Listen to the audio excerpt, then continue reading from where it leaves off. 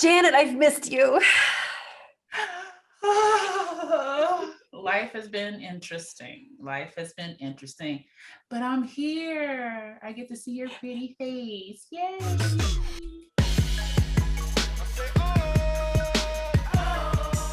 Hi, thanks for joining us on Reflect, Recalibrate. Woo woo! We're so happy you're here.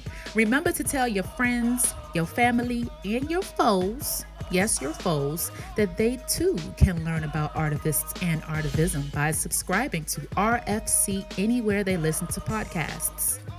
They can also watch and subscribe on YouTube at Reflect Calibrate the Podcast. Well, I think that's that. Now let's get into it. Yeah, there's a lot that's happened since the last time we talked. We have things between Israel and Palestine to there's something in particular I know that you want to talk about today. Well, it's just something that's on my mind. You see, I'm wearing my DC is not a statehood now, which involves voting rights for District of Columbia residents. But I'm just thinking about this HR 1. It baffles me that voting rights is not a federalized thing. It's not a permanent thing. It baffles me that we have to renew these things. Yeah. What? I mean, it's not shocking because we are in the United States of America, right? We it's not shocking. It goes along with everything else that has happened in this country to people who are non-white. So I'm just like, come on, guys, come on. I actually didn't know that we didn't have a national policy for how elections are conducted. I didn't know this. And so I'm learning a lot too about voter suppression and how, definitely how it's targeting different communities. And that's why I think it's really good for you to talk about this, because it's definitely targeting people of color, but also young people and people in lower income areas. It's true. This is true. But that's the thing. I think a lot of US citizens aren't aware of that because we're so focused on state rights and what the state should have power over. And it's interesting that we're called the United States. Are we really united? Because if we were, then so many things would be federalized, right? Like it would be united. And it's just baffling. And one of the things that I found was on YouTube, and I wrote down what Stacey Abrams said were the 3 most important aspects of HR 1, and I'll just share that. The anti-voter restrictions that we have to deal with and, obviously get rid of because it doesn't make any sense. This whole thing about, absentee ballots and not being able to utilize those because some kind of way they're just going to all be fraudulent. And then the whole idea of federalizing the voting laws, which is, she didn't say federalizing voting laws, but that's something else that I heard. And then the aspect of poll watchers having more power over poll workers, which is, basically being able to intimidate them more.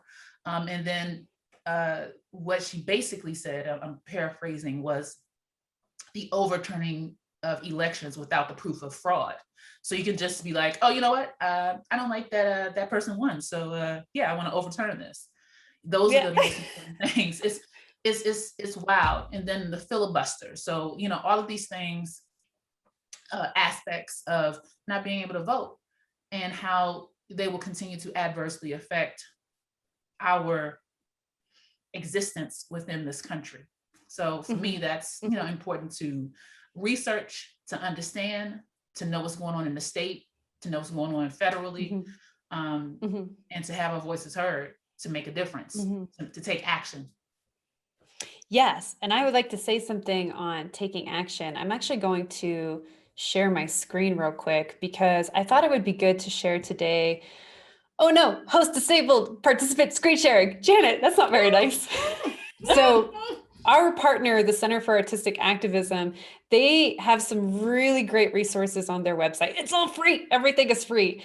And they had this info session recently, this video that's about an hour long, that's about some projects that they have been doing called the Unstoppable Voters, and projects that they've been doing to battle voter suppression. There's some really, really cool artistic projects in here. Some are more like just, I want to say, I don't like to say regular day people, but regular everyday people who aren't necessarily professional artists who are taking creative actions to draw attention to voter suppression issues.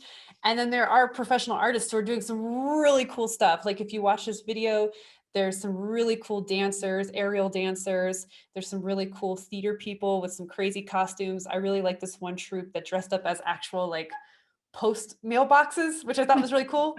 And they like did this dance in these mailboxes.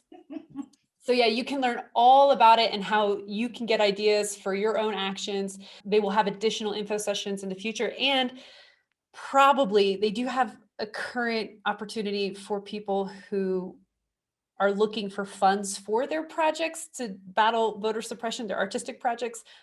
But that ends like literally the day after we launch this episode, that particular funding opportunity, but they probably, I would imagine, have more in the future. So go sign up for their newsletter so you can stay up to date with all that stuff and check out these websites and these projects.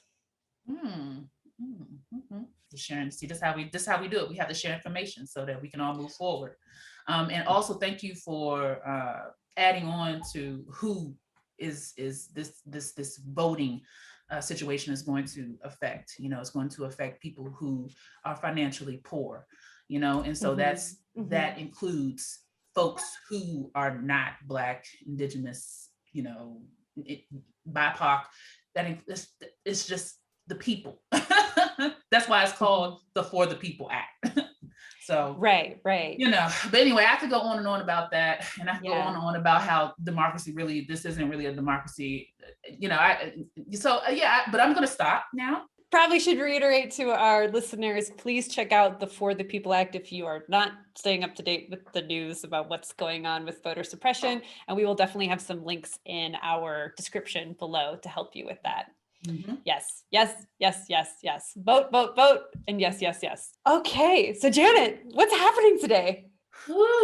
Well, we are blessed with this amazing guest, Votan! Woo-woo! Where you at, Votan? Where you at? I'm here. Hello. He's like, settle down. Votan, I would like to share with our listeners a little bit about your amazingness before we get started. So Votan is one of the founding members of Insurgents, and that's spelled nsrgnts. This is a collective and a brand that advocates for Native rights, and it started in 2000. Votan and the other members grew up being influenced by their heritage and by their struggles that their people have been facing, particularly, this is one thing I'm very interested in learning more about, but particularly the Zapatista uprising in 1994. They started off as a politically conscious graffiti artists crew called FTS, for Fuck the System, which was later passed down to young, why you all laugh? It's very serious. Which was later passed down to younger family members. They now have an array of clothing products and are working on a short film documenting Indigenous political street art. They were motivated by the lack of Native representation. So as part of the hip hop era, they rocked brands like, I actually don't know, should I say FUBU or FUBU? Yeah, it's FUBU, girl. FUBU. Okay, I know, Gringa, I'm learning. Okay, Girl Connie, Sean John, and they felt though like they didn't have a brand of their own. So nowadays you can see more natives carving out their own lane, which is very exciting. And in Votan's words, Native peoples are always the last, at the bottom or non-existent. Whenever decisions are made to wreck Indigenous homeland, to profit from their culture or exploit their wisdom, they are never taken into consideration. In a system that is capitalistic, you need funds to develop projects. And so they've been taking their art and brand around the world, and their support is tremendous. Insurgents believe it's time to share Indian culture through the voice, thought, and products of Native peoples. Native peoples and their homelands are being decimated across the hemisphere, and insurgents believe it is imperative for Native peoples to have a seat at the table of global decisions and change the course of their story to fit into sustainability for all. It was a very long description, but I did want to say all of that because there's a lot. There's a lot of amazingness to say about you both. I'm very excited. But real quick, I should also mention, we did ask Votan before the interview if he were to describe himself in one word or phrase. He said that his partner Leah says it best. Votan is a contrarian, defying popular belief, taste, or opinion. And for fun, I really, really love this, and I totally relate to this. For fun, Votan enjoys traveling to unfamiliar places and learning about them until he feels comfortable there. So thank you, Votan, for coming. Welcome, Votan. Thank you. Go ahead. Janet, do you want to open up the conversation? Yeah, I mean, Danny, you on a roll. You know what I'm saying? You on a roll, man. So please, you know. But this is bad podcasting, the host talking too much. Okay, all right, I'll open the conversation. So let's open with this. I'd like to share a quote from you, Votan, that was in a recent article with Art Object, which is cool. We both were interviewed for this article, and this is how we kind of met each other, which is great. Yeah. So this was one of the quotes from you in that article. Without art, there is no culture. Artists evolve the culture, preserve the culture. As an Indigenous artist, I cannot take credit for my art entirely on my own. When I speak of the work, I replace I with we. For we, ancestors, colleagues, community, family, friends, and at times foes, all make this possible. So I was wondering, Votan, can you elaborate a little bit more on your background? Particularly, I was thinking like your Mayan and Naoa heritage, and how this has impacted you personally, both as an artist and an activist. So, hello, everybody. My name is Votan, and I am of Maya and Naoa ancestry. And basically, I think a lot of my identity and the influence of the work that we do comes from, genetic memory. I truly believe that. The reason why I say that is because as a child, when I was probably about 5 or 6 years old, I was drawn to indigenous, whether they were artifacts or images or art itself. And I remember like maybe when I was about 7, my mom took a trip to Yucatan for a retreat, for a spiritual retreat. And she brought me back a red shirt with the pyramid of the Kukulkan pyramid in Yucatan. And that became my favorite shirt. And I remember for a picture day, I wore that shirt to be photographed in it. And I think that was my first memory of actually seeing something that connected me to the past. And then as I grew older, I was attracted to the whole Egyptian culture and the Egyptian pyramid. So I wanted to visit Egypt. I haven't had the opportunity yet, but at some point in the near future, I hope I will. We will. And also, I think a lot of it later on, as the evolution and creation of hip hop music began influencing, urban inner city youth. I saw the messaging. I understood the messaging, I should say, in the music, the content, and it resonated with me. The whole, black fist in the air, the African medallions, all those things. And it made me think about me and my ancestry and my connection to the continent itself. And it made me dig deeper to find out who we were, right? Also, too, I think, during that time was the boom of like graffiti, through hip hop, because hip hop brought graffiti with it. And we became taggers and then graffiti artists. And my older brother at the time, I think he was probably like in his mid-teens, he started tagging, and then we started tagging because he was tagging. And then he created a crew with some of his friends that we later basically took over, which was FTS, Fuck the System. My brother was also part of the Revolutionary Communist Party at the time. So he was out writing slogans, down with the Simpson-Rodino Act. I don't know if you remember that law, but if you don't, you should Google it.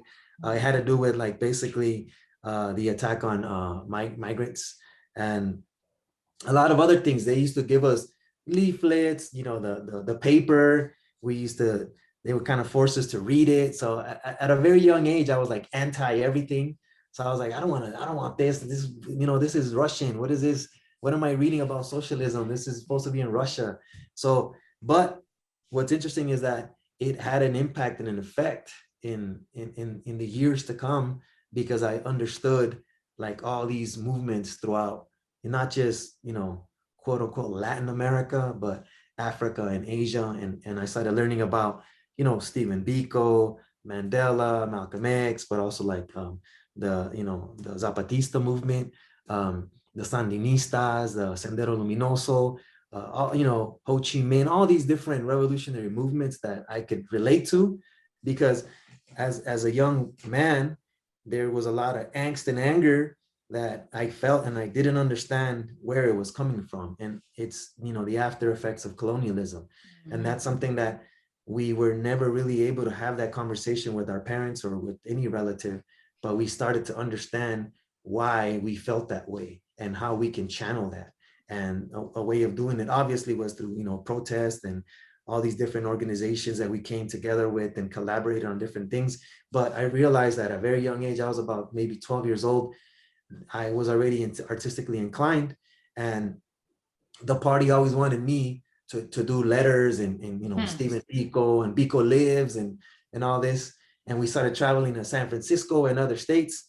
And I loved it because I love graffiti. So I was like, this is dope. Like I'm creating and, you know, content that is like making people think. So early on, that kind of defined what my life was going to be based around, right?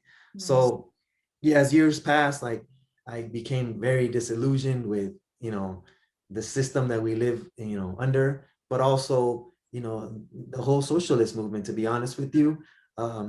I realized because of the Zapatista uprising and their perspective on the world and revolution itself, that their view was very clear. They made it clear so that the average person can understand that whether it's capitalism or socialism, in the end, you know, the planet's going to suffer because of extraction. Yeah, you know, in socialism, there's less people that own most of the wealth, but yet the planet is still being destroyed.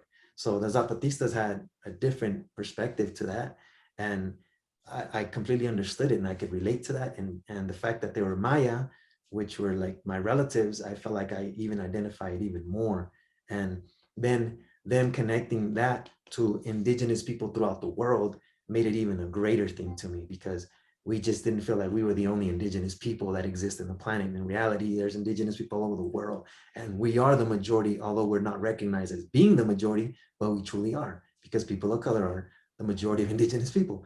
So all those things basically influenced the work that I was doing. And I took a trip to Chiapas to try to fully understand, you know, the whole dynamics of the Zapatista movement.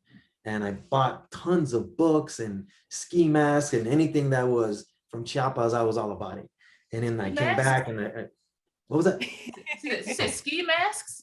Yeah, ski masks. So the Zapatistas were known at that time for wearing ski masks.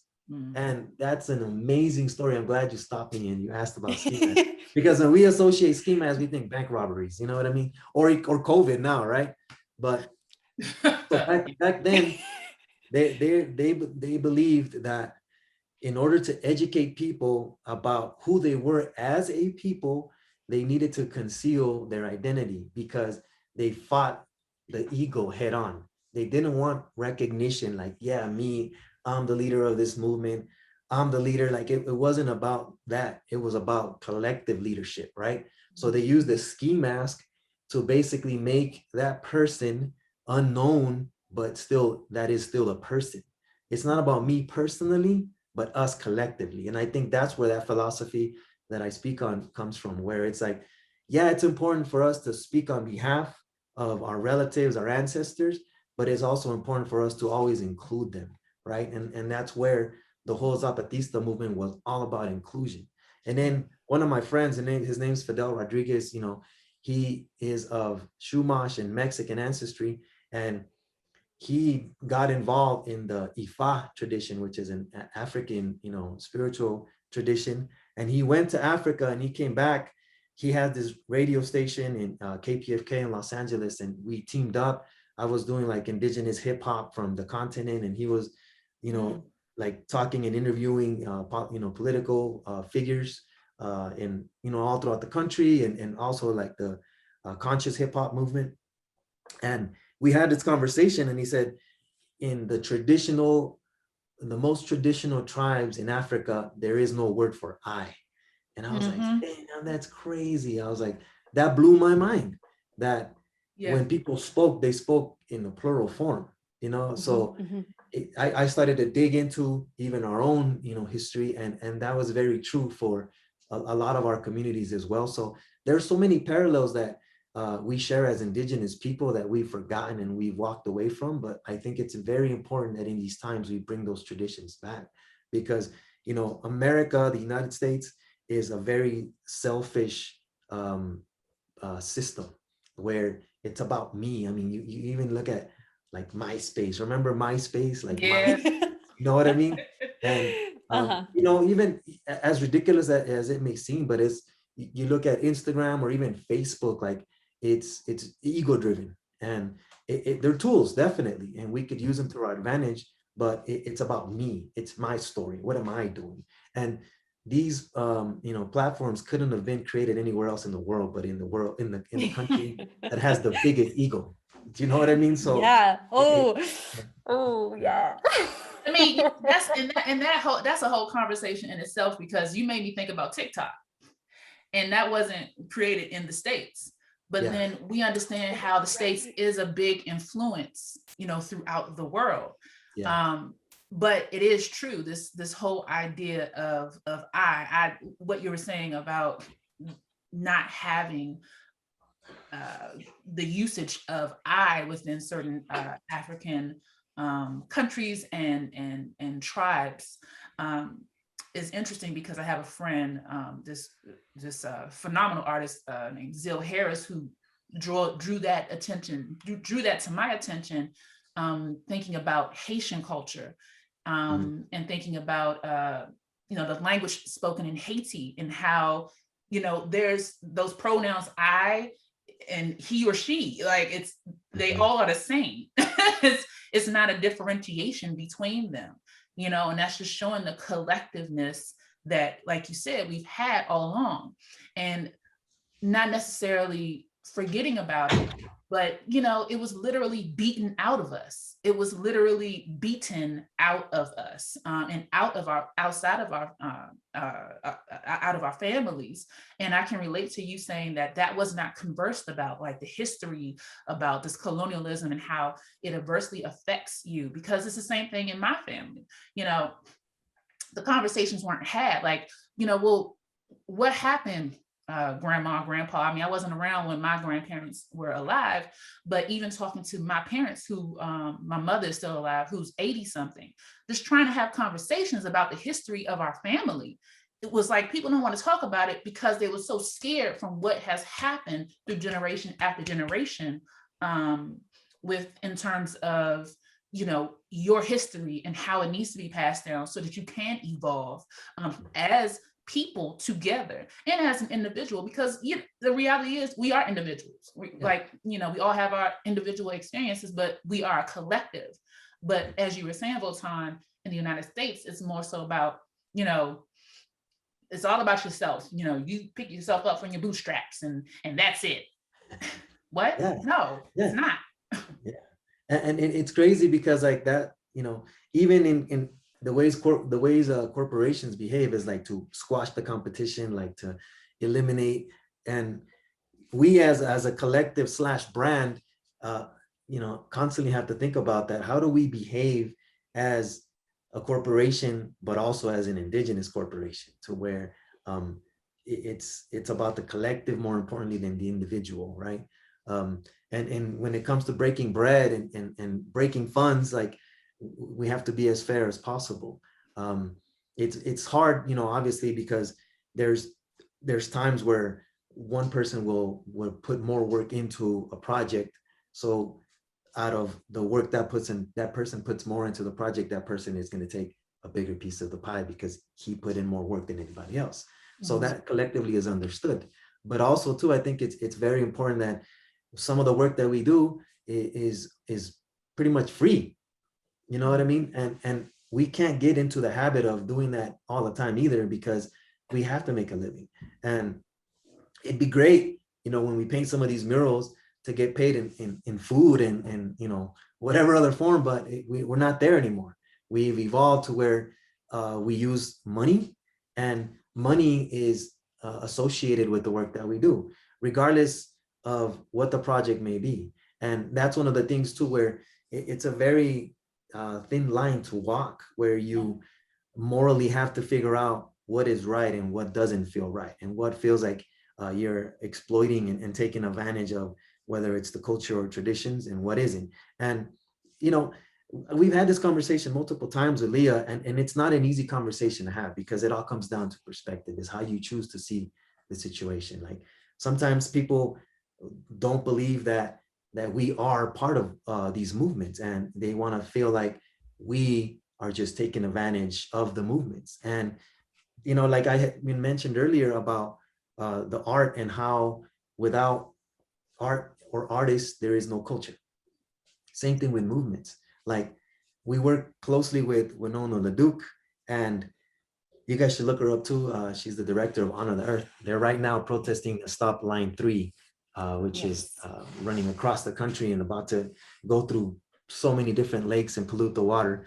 But so we work closely with her. So Winona is amazing at speaking. She's articulate, and if you were to look online, look up Stop Line 3, the easiest way to impact a person's mind is through imagery, right? So multiple times she's reached out to us and says, hey, I want to address this, I want to talk about this, what can you come up with, right? So it's not that easy. It's not that easy to try to narrate a story with one picture, to try to tell someone what's happening, what is going on in this community, right? So we have to come up and brainstorm and create an image that when people see it, they're going to be interested and they want to know what that means. If Winona were to post just 3-paragraph post, most people will probably scroll through it.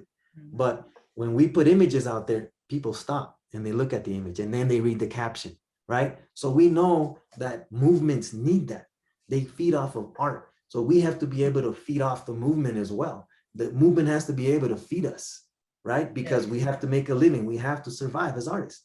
Like, the whole starting harvest thing has to end, because we need to value our artists, because they are also the voice. And another thing I tell people is, like, we can't pimp the movement, because we are the movement. We're in there. We're doing the work ourselves. We're in the street. We're in the community. We were at Standing Rock. We are going to Line 3. We've been to, Chiapas and the whole pro-immigrant marches and all these different things. We have been involved in so many different ways, and we are part of it. We are part of the movement, and we are part of the voice of the movement. So therefore, I don't feel like we're pimping the movement, because first of all, with the type of work that we do, you cannot become a millionaire. Like, when it comes to like serving the community, it's very difficult to become a millionaire. You know what I mean? But man, oh my gosh. But now, when you talk about the entertainment industry, don't cry, Janet. I think you just disappointed her. Sorry about that. Continue. But there, there, like, when it comes to like the whole entertainment industry, right? Like, there's people that have criticized some of the work that we've done, and it's like, okay, let's look at it from their perspective and try to understand what the message truly comes, what it is, what are they truly telling us? Are they projecting something, or do they really have an intelligent conversation? Sometimes, I should just say the majority of times, it's projection. Like, there's a lot of envy and jealousy because of the work and the exposure that we've had so far, but yet that comes from 20 years of doing this work, and it hasn't been easy. Believe me, it has not been easy. Wait a minute, let me back up real quick, because I want to understand that completely. Because you said the entertainment industry, and then just the envy. Can you expound on that? Yeah. I'm trying to understand the connection. Okay. So sorry, I kind of flooded you with so many things that. I have so many questions, but I want to touch on that right now.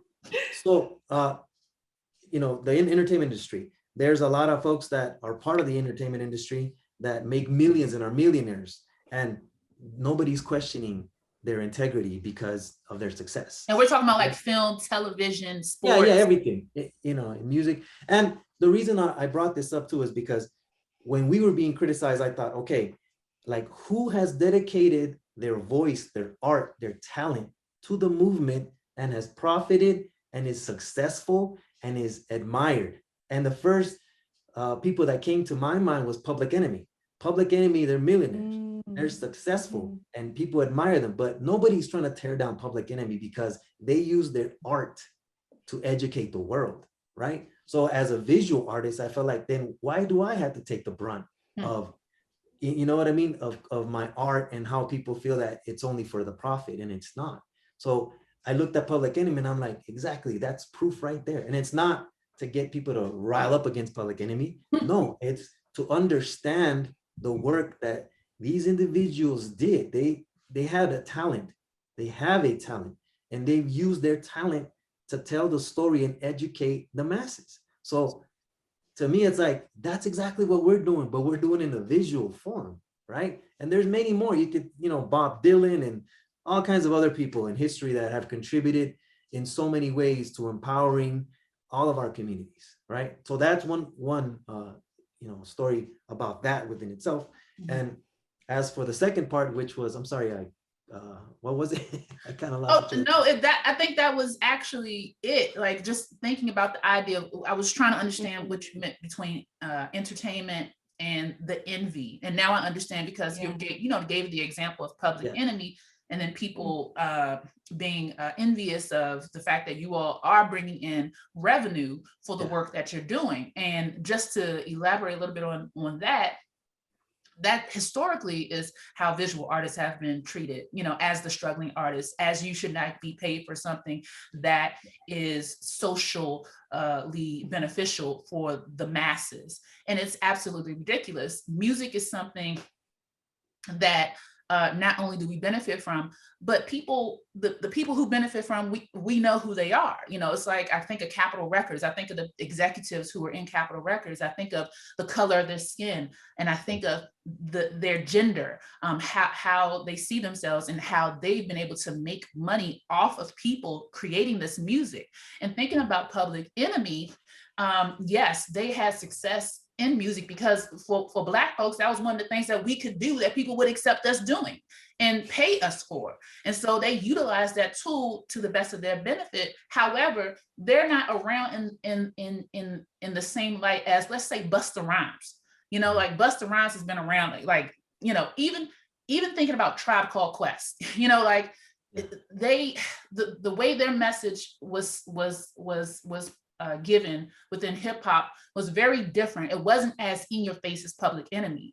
And we see who is still making music that people are listening to and still buying it. People are still buying Public Enemy's music. You know what I mean? So it's a great example of how you can utilize your art to create income. However, unfortunately, Public Enemy was not able to stay around like these other folks who did utilize it, but not in the same very direct way. And that's, it's just thinking about how it functions when it comes to visual artists, when it comes to traditional arts, when it comes to new media, something that people say is for the people and should just be to the benefit of the people, you're not supposed to be paid for, but it's unrealistic because we have to purchase supplies, we have to educate ourselves, we have to train ourselves, we have to travel places, we have to do all these different things. And so you, Votan, you definitely spoke to a question I had about reconciling the colonial framework to profit from the work of the natives to commodify another's culture for the benefit of profits that oftentimes does not benefit the communities used to produce the work, like reconciling that. How do we reconcile that? Because we're still working within this colonial framework. I do want to be a millionaire, damn it. I do too, Janet. I do too. I'm not, sorry. I shouldn't make fun of you. I'm glad happy to hear that, because that's how we feel. It's like, why shouldn't we be able to live in luxury on our own homeland? Do you know what I mean? Like, why are we not benefiting from anything? Like, I'm from Los Angeles, so I've driven through South Pasadena, Beverly Hills. Like, I used to work valet parking for all these fancy parties, and I'm like, how many native people live on this block? None. You know what I mean? None. Right? So, like, those were some of the conversations we were having at the moment. How many native people are attending this party? None. Right? So, all of that being said, I felt like this has to change. Like, there has to be opportunity for us. And what is impeding us from getting there? And a lot of times it's our own folks that do the impeding, to be honest with you. And it's unfortunate, because we have to not just battle the system itself, but we have to battle our own folks. Like, to like quote the movie The Matrix. Remember that part where he's walking and he sees that blonde woman with the red dress, and then like he turns around and then he realizes that it's an agent. Like, that's exactly how this story is, where sometimes your own people are the ones that are going to defend the system to the death. They'll fight you. Amazing. When in reality, you're fighting for them too. You know what I mean? And it's hard for people to grasp and understand that. Yeah. And that's why we have to have these conversations where it's not something cute that we can talk about, but it has to be understood that things have to change. And we have to put our egos aside a lot of the time, because that's what's going to truly create the change. It's like, you have to be able to understand the dynamics of how the system works. Like, we have this facade that Republicans and Democrats are different, but in reality, they're the same thing, because behind closed doors, they're like breaking bread. They're both benefiting from the war. So we have to also understand that dynamic, that as people of color, we don't work together most of the time, and we should put our egos aside so we can all benefit from all this change that's occurring, not excluding white folks either, because they're part of the narrative. We've had this conversation with a lot of people in our community. It's like, we're not going to evict white people and send them back to Europe. That's just not going to happen. You know what I mean? Like, that's impossible.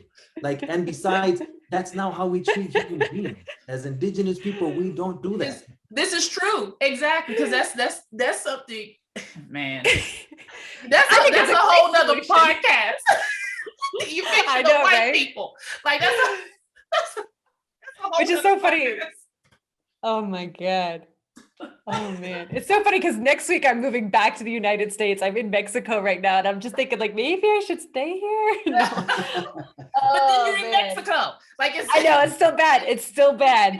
Bad. This is the crazy part. If we didn't have the construction of race to divide us, then this would not be the case. If we didn't have people who were just greedy and wanted to go and conquer everybody and take from everybody, then we would not be in this position. Because as Votan said, from what I've understood from history and what I've learned from different people from different walks of life around the world, folks weren't like that. They opened arms to people who came to the new world and wanted to, break bread with them and learn.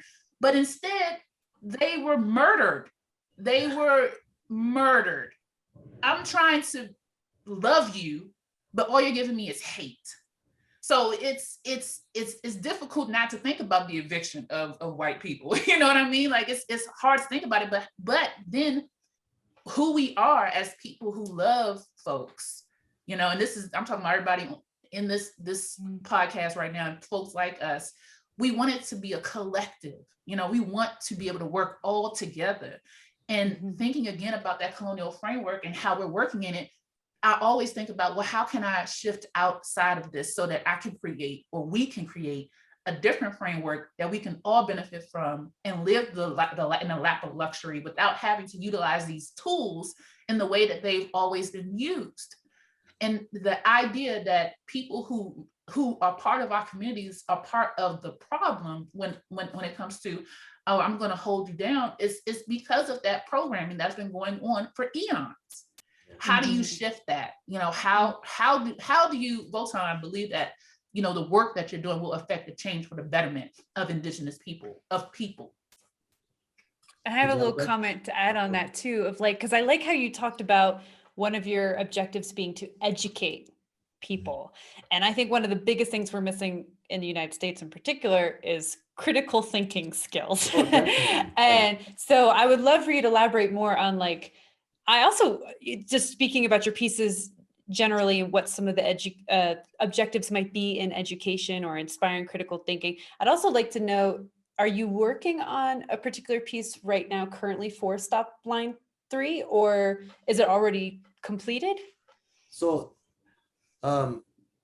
quickly on the line 3, we've had other pieces that we've contributed to street art that have gone up.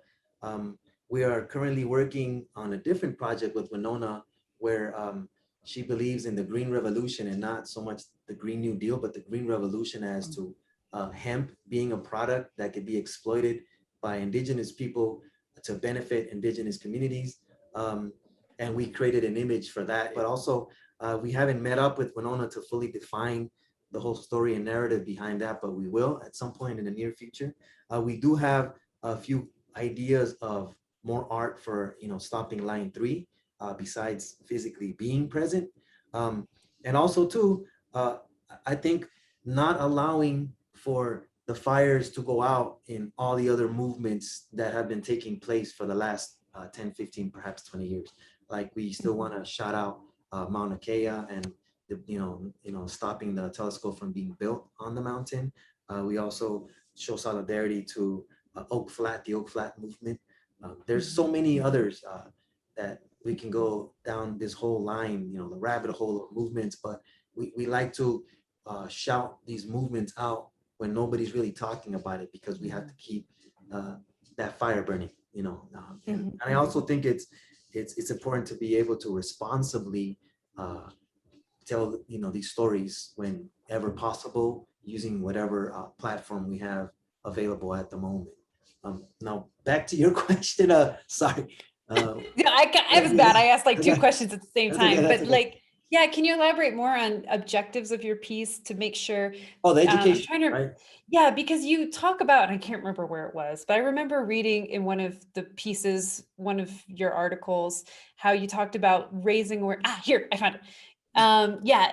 Oh, it was also the art object article. I thought maybe it was a different article. You said that raising awareness is the first step, but creating actual change is the goal. And that's something that we have talked about a lot in our past episodes of, like, how do we make sure that we're actually changing behavior? So can you elaborate a little bit more again on, like, education? And Votan, that is related to what I said too. So it's these questions work together, the gestures and how they affect the betterment. So Janet and I are like one brain.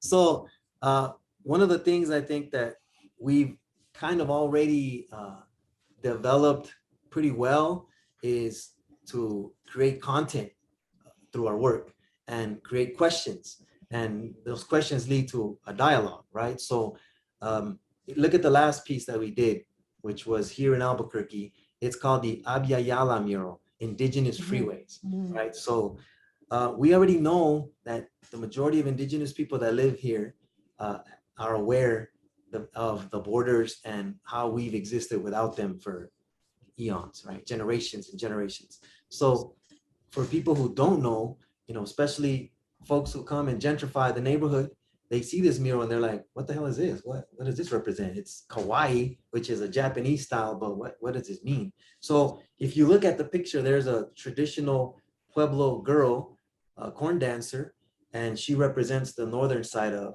the hemisphere. And then there is a boy with the jaguar headdress, and he represents the Mayan nation, but the southern part of the hemisphere. So automatically we're addressing the continent, right? And then we started to add symbols and images of things that represent those cultures and how those cultures came together. There's all these routes that existed before borders, before colonialism. So we want to retell that story, which a lot of people have forgotten, because right now there's kids that are sitting in cages and they're, nobody's doing anything about that.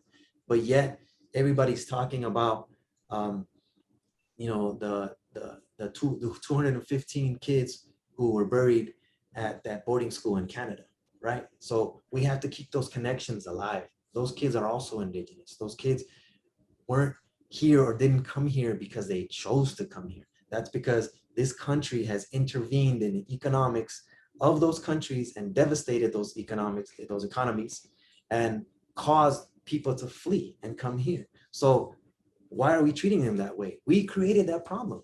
So then how come we're not fixing that problem? How come we're not having these conversations? How come those kids are still sitting there and nothing's really changing? Why? Because we have to wait for the laws. We have to wait for the right person. Like Ocasio-Cortez went over there and she saw them. Okay, what's next? How do we create change? We continue to have the conversations and post about it on Instagram, but what's the real change that's happening? Biden reunited 4 families. Wow. Like big wow. That doesn't make a difference. Like, what about all the other 2,000, 6,000 kids that are sitting there? Like nothing's being done. How are we going to make something happen? What's the next step? What do we need to do to make change happen? And that's why we have to have these conversations, because there's people that are geniuses and come with great ideas and great techniques and methods to make things change. And we have to be able to have the conversation. So to start the conversation, we can start with an image, with the piece, to start the conversation, and then we can go on into tactics and ideas.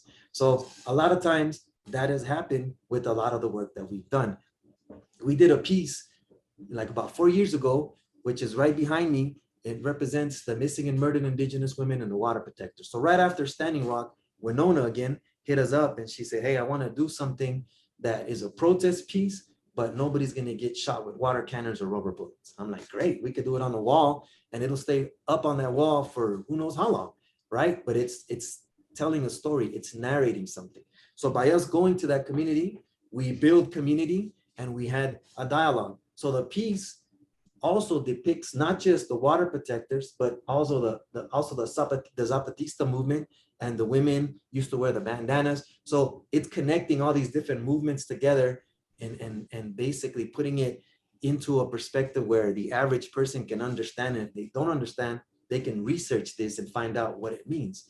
So this piece itself allowed for a greater dialogue to occur, because it's about almost 4 stories tall. When you come into town, that's the first thing you see. It's this massive woman dressed traditional Ojibwe, obviously with a colonial hat, but regardless, it's telling a story. It's bright red, so you see it right away. And people have gone into the building and asked, what does that mean? What does that represent? Why did you paint that?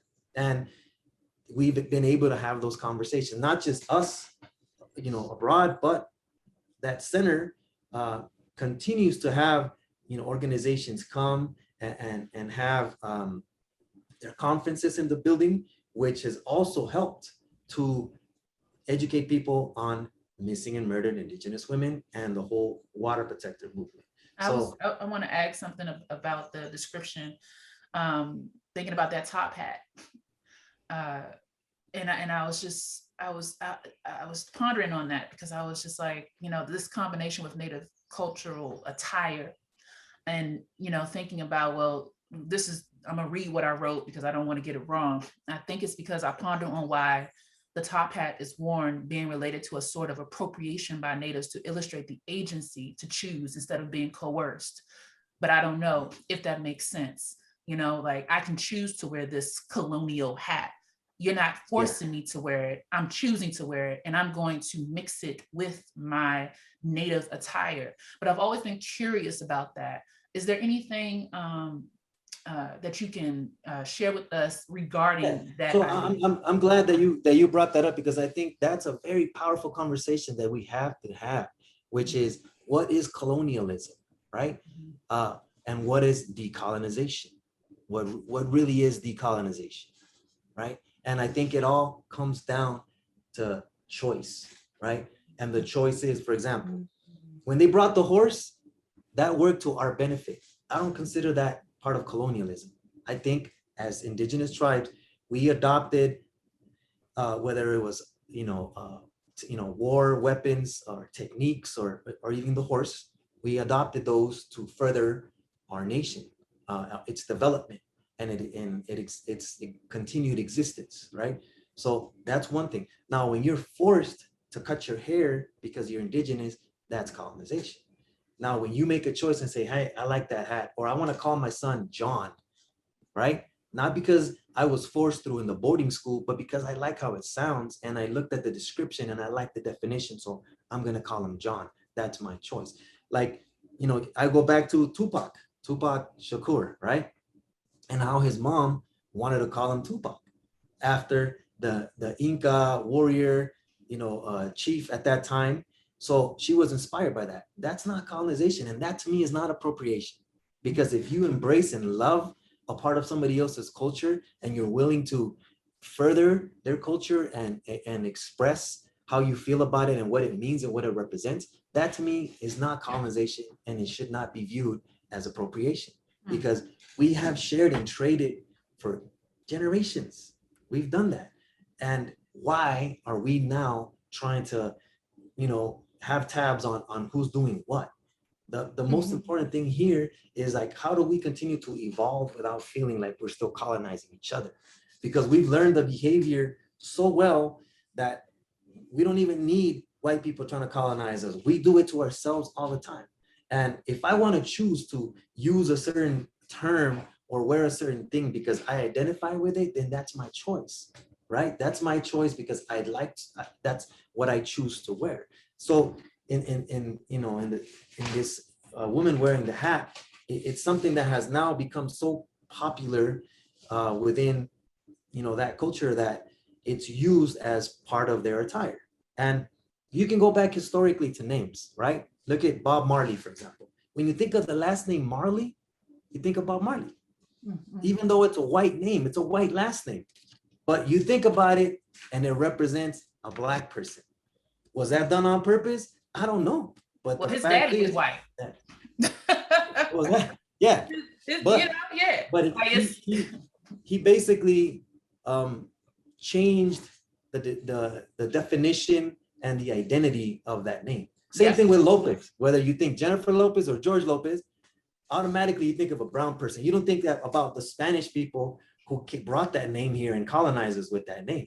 Yeah. You know what I mean? So that is part of how history decolonizes itself, where we're just going to take these names and we're going to define these names. Same thing, you know, for us as Indians, like people are like, we need to decolonize and stop using that word. That word is a colonizer's word.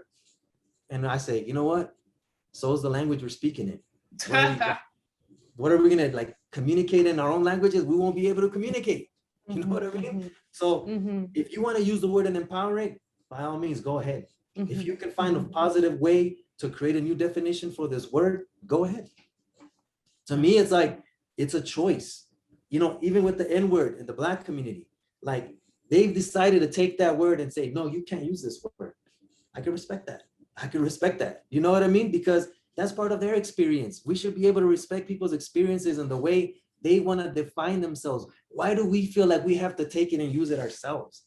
Why? Yeah. We already took enough from them as it is to continue to do this to this day, right? So it all has to do with a perspective and how you feel you should represent it. Like there's a lot of Native folks that live on the res that love the word Indian. And there's natives that live in the city that hate the word Indian. So how do you please both? You represent both. You know what I mean? That's what we represent both. We'll use native, we'll use indigenous, we'll use Indian. Because there's elders that I've sat at the table with here on the res. They look at me and they've asked me, what kind of Indian are you? What am I going to tell them? Hey, don't call me Indian. I'm not an Indian. I'm not from India. Like, I'm not going to say that. If they're comfortable with that word, that's okay with me. It's not a derogatory word because Columbus was lost, whatever the case may be. You know, in 1492, India wasn't even called India. It wasn't even a country or a continent. It was called, a part of it was called Hindustan. And they say that that's where the word came from because Columbus saw brown people there. He saw brown people here. He thought it was the same people. They were indigenous anyway. So it doesn't matter. We're still indigenous. The word is not offensive.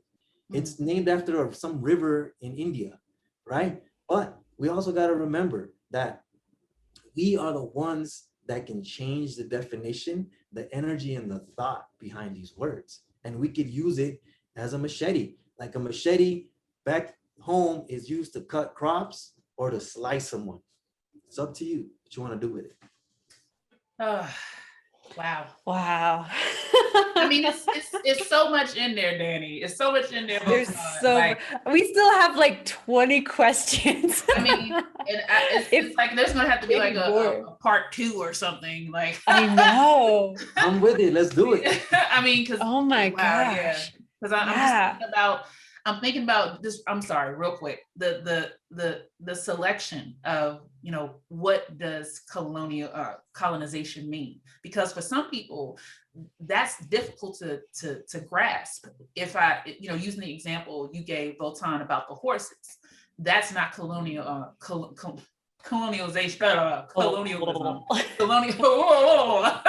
White people have problems with that word too. It's all good. That's not colonization. Colonizing. That's not colonizing us. Blah, blah. See, my brain. But it's a part of it. However, the agency that, you know, we brought up is what's the important aspect to that. And I'm this is why I'm like, all of what you just said is a whole conversation in itself.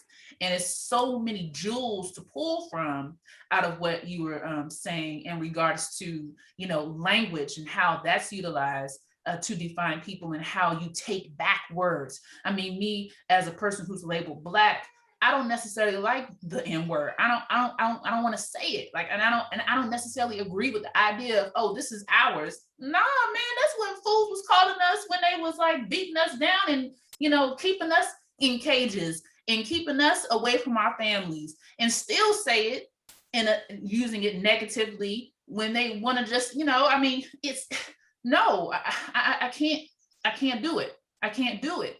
However, I understand what some folks are saying, like, well, no, I'm taking it back and this is how I use the word. But then I'm like, well, if we're looking at shifting language, we can't use the same language, right? But I understand it's so complex and complicated. You know, this idea of accepting everyone and everything for what it is and who we are, so that we can coexist harmoniously. But we have to have, like you said, these conversations.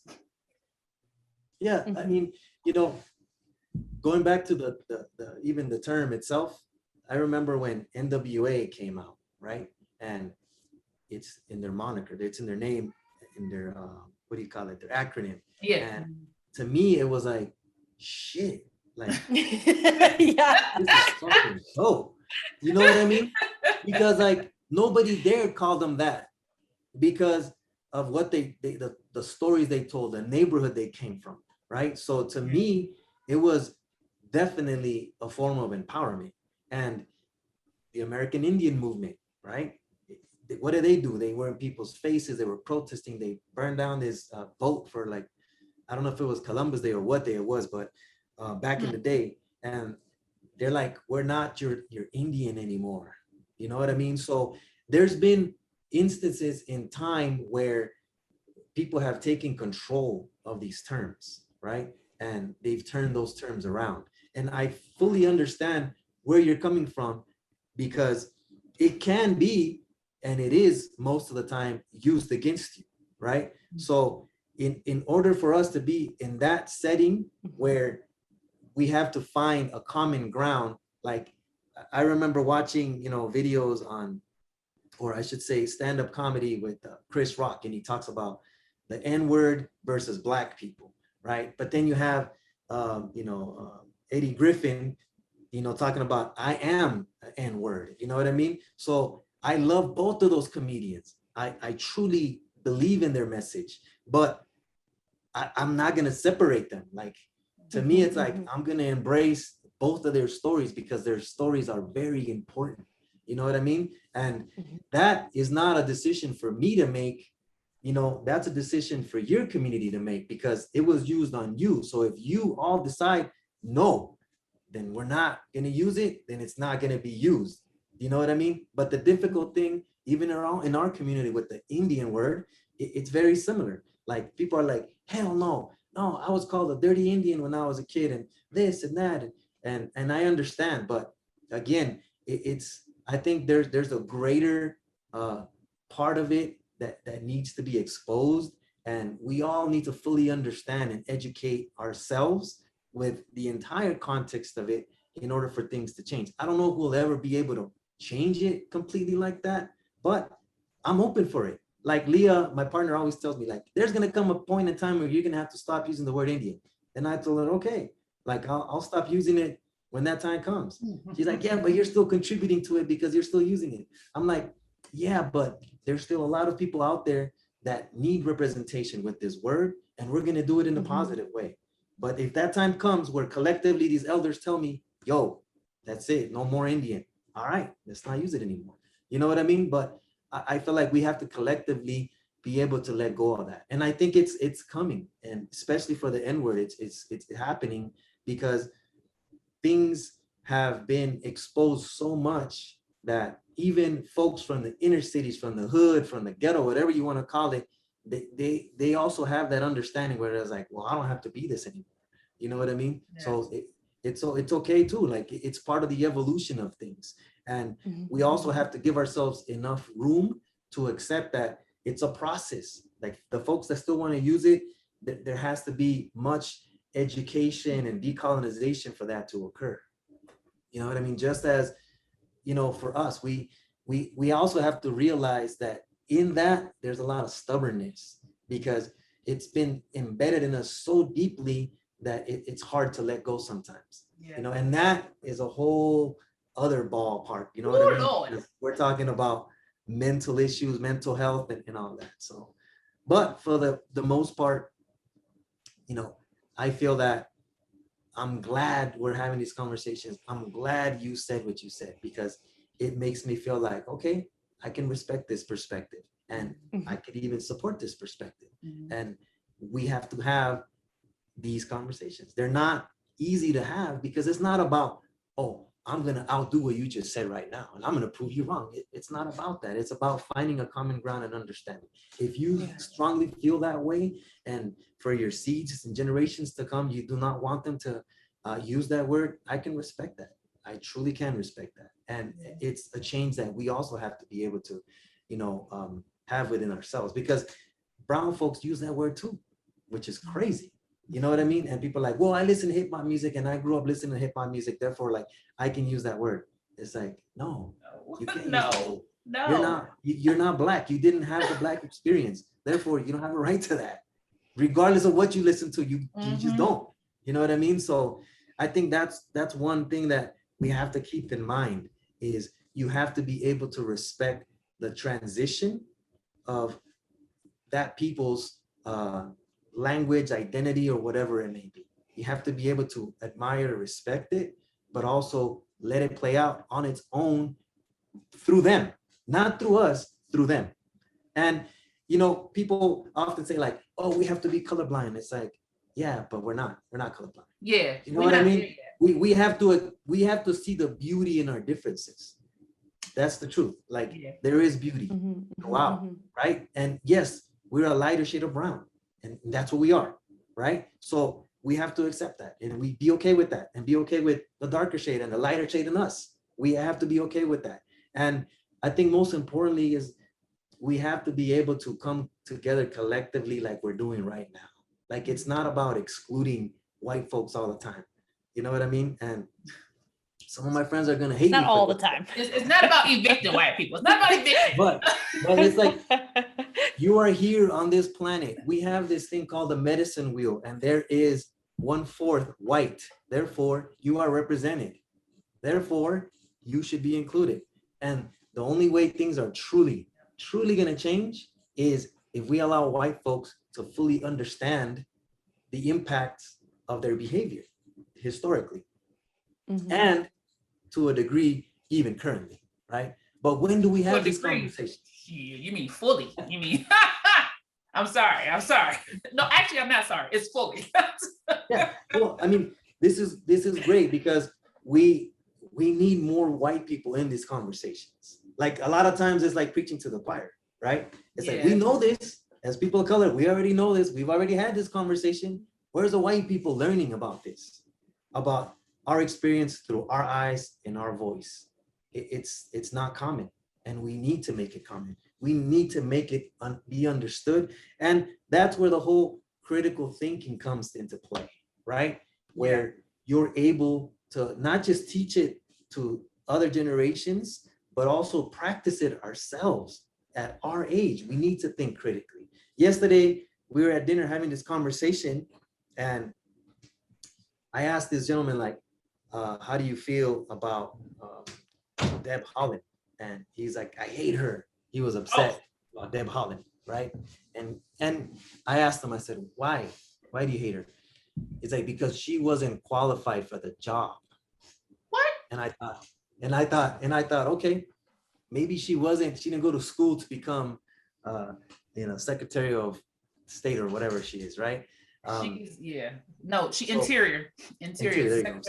So maybe she didn't go to college for that, but did Donald Trump, was he qualified for the job? You know what I mean? So it's like, how are you gonna bash this person, but yet the leader of the new world, the so-called new world, like, is the president? He's way more underqualified than she is. Yeah, she actually is a politician. Like, she was working. She's already been in there. Yeah, like, yeah. What are you?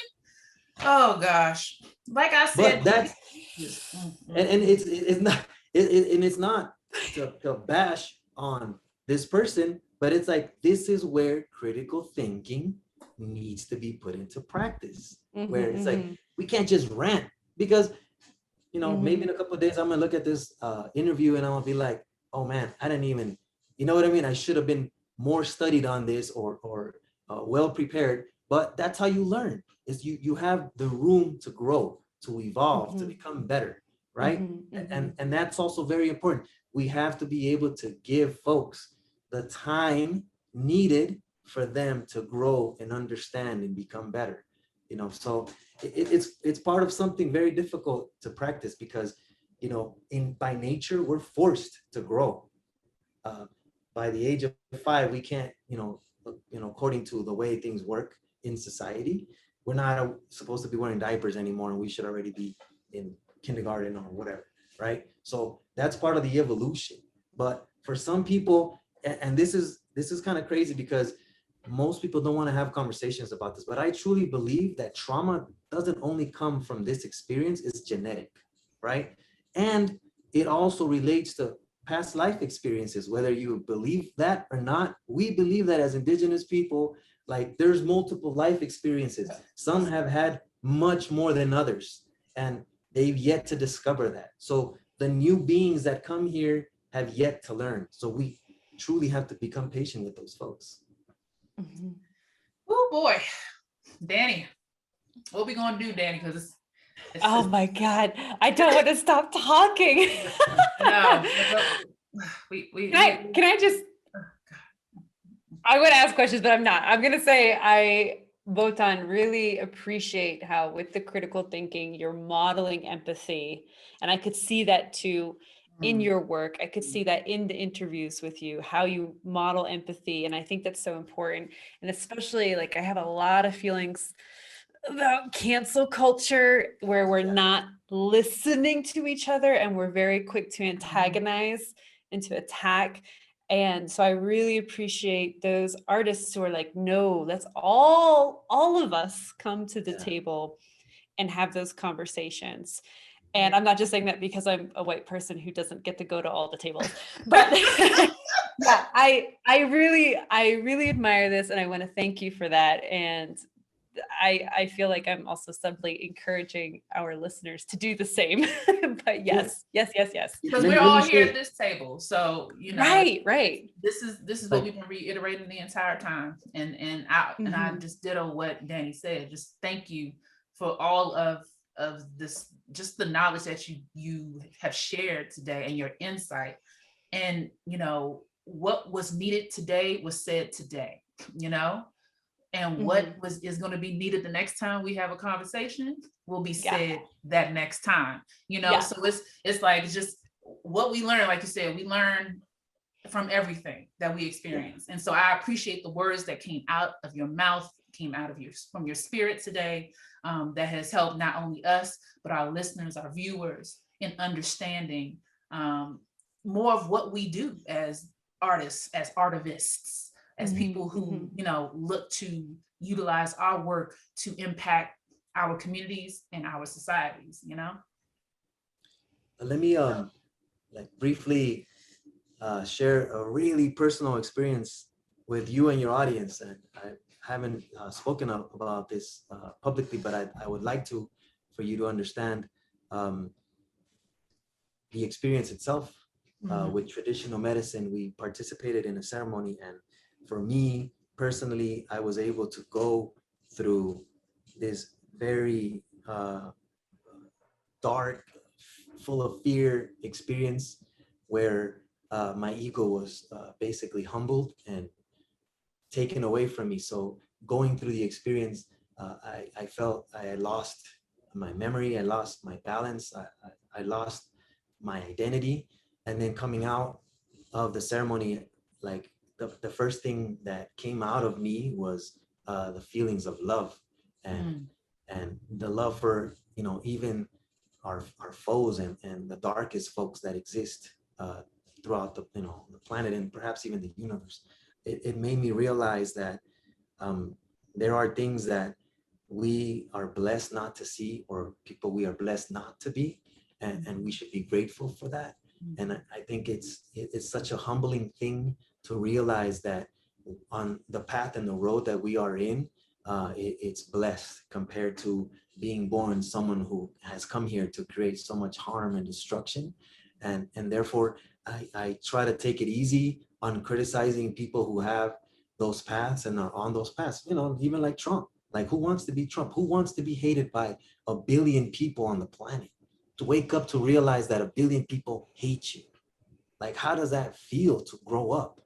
You know, to not to grow up, but to wake up to that feeling that probably half the world hates you, hates that you exist, right? Like, I don't want to know that experience. I don't want to be in that experience. I'm content with the path that I have, and I feel blessed having this path. And I'm so happy that I'm able to engage with like-minded people like yourselves, and that we can try to create positive change, even though the opposite is always going to exist. Wow. I say amen. Thank you. Amen. Yeah, amen. For real. I feel like that'd probably be a good spot to end, but we do have to ask our question, our final question. Yeah, yes, we do. You know, like we gotta do this. We gotta do it. On one is when we do it. So, okay. 3, 2, 1. Did it go? Yes, it did. So we like to always conclude our episodes with our magical question. I like that. Votan. Votan. In your utopia, there would be...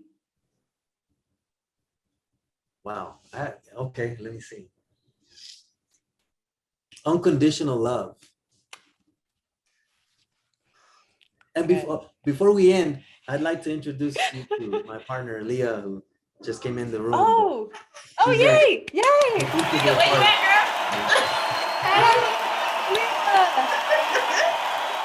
I was listening. Awesome questions. Awesome interview. Oh. Yeah, this isn't the typical interview, so this is really cool. I can't wait. We're not very typical. But I will say, the more we asked Votan to come in to interview, and then the more I started to research and learn about Votan, I was like, we should have had Leah here too. So we are definitely going to have a second interview. Yeah, she could have her own interview. Votan will be sitting too. more to the side, and Leah's going to be front and center. Cool, awesome.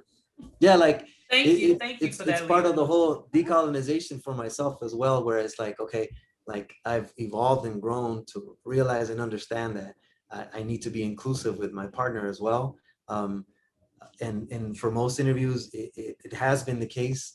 For this one, she was a little busy earlier, but I feel like I also want to share that platform with her, so that perhaps in the future, if you'd like to just interview her, like you had mentioned, like that'd be cool too, because she has her own story to tell and her own experience and her views of decolonization and using the Indian word and all these different things. See, we look, it's already set up.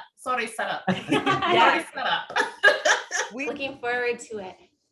Thank you guys so much. Or sorry, I shouldn't say guys. I'm trying to stop saying that word guys. I know, reclaiming words. Thank y'all. Thank you all for being here today. And thank you to our listeners for being here with us today. And Votan, any final things you would like to give us? Well, I'd like to say thank you, both of you. I pray that you continue to have blessed lives, and that your audience flourishes, and that your message reaches millions of people, billions if possible, and that you are successful in what you're doing. I see two beautiful souls in front of me, and I'm happy to see that you look very happy, both of you. I thank you for allowing us to come on this platform and talk about these things. And I hope that someday we could sit in front of each other and have a meal and become good friends, because I feel like people like yourselves need to be in my life. It is done. We are here, and we will break it is done. bread. It has been spoken. Speaking it into existence, it exists. So thank you. Thank you. All right. Thank you so much. All right. Thank you guys. Thank you. Or guys, there I go, using it too, right? Y'all. Yeah, thanks y'all. Thanks for tuning in, y'all.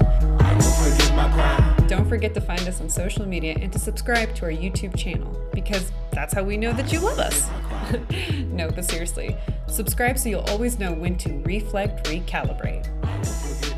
Oh, also, don't forget to check out the notes to this podcast episode for links to all the resources we reference in this interview, as well as the music and sound effects we feature. We even include details about the fab apparel we're decking out. Don't be shy to hit us up with questions.